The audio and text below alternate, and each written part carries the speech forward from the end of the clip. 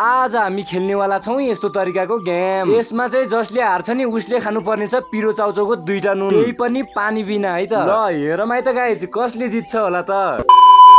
हे guys welcome to my mini vlog. I hope तपाईँहरू सबै सन्चै आरामै हुनुहुन्छ होला। म पनि सन्चै आरामै छु। आज चाहिँ मलाई बेलुकाको 4-5 बजेतिर अलिकति काम परेको थियो, सो त्यही भएर चाहिँ म आफ्नो खेततिर लागे। आज भोलि त फेरि बिहान र दिउँसो चाहिँ त्यति धेरै पानी पर्दैन, बेलुकातिर त सधैँ परिहाल्छ भने सायद त्यही भएर होला बाटोमा झाडीको ओसले त पुरै लुगा भिजाइदिन्छ भने। सो फाइनली गाइज केही समय हिँडिसकेपछि म चाहिँ पुगिसकेँ आफ्नो खेतमा र 2टा मुढाहरू छिटो छिटो बिटो हालेर म चाहिँ लागे घरतिर, किनकि मेघ चाहिँ आउने बेला भइसकेको थियो नि त। त्यही भएर बाटोमा हिँड्दै थिएँ, यस्तो मरेको चरा भेटियो। यो चाहिँ ठ्याक्कै मैले चिन्न सकिनँ के हो, तपाईँहरू पनि कमेन्ट गर्नु है त गाइस। यस्ता चराचुरुङ्गीहरूलाई मार्नु हुँदैन, यदि मरेको भए पनि खानु हुँदैन, किनकि कसरी मरेको थाहा हुँदैन नि त। त्यही भएर सो फाइनली गाइज केही समयको पर्खाइपछि हामी चाहिँ 2 दाजुभाइ गर्नेवाला छौँ यस्तो खालको च्यालेन्ज। यसमा चाहिँ सिजर पेपर रक जस्तै हामी चाहिँ एउटा गेम खेल्नेवाला छौँ, जसमा चाहिँ 3 चोटिसम्म मेरो भाइले हार्यो भने एउटा नुन खान्छ र मैले हार्यो भने 2टा नुन खान्छु, त्यही पनि पानी बिना है त। Let's go.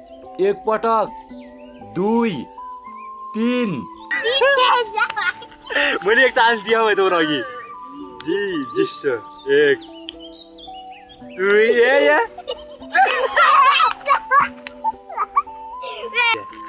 म खाउँकै हुन्छ।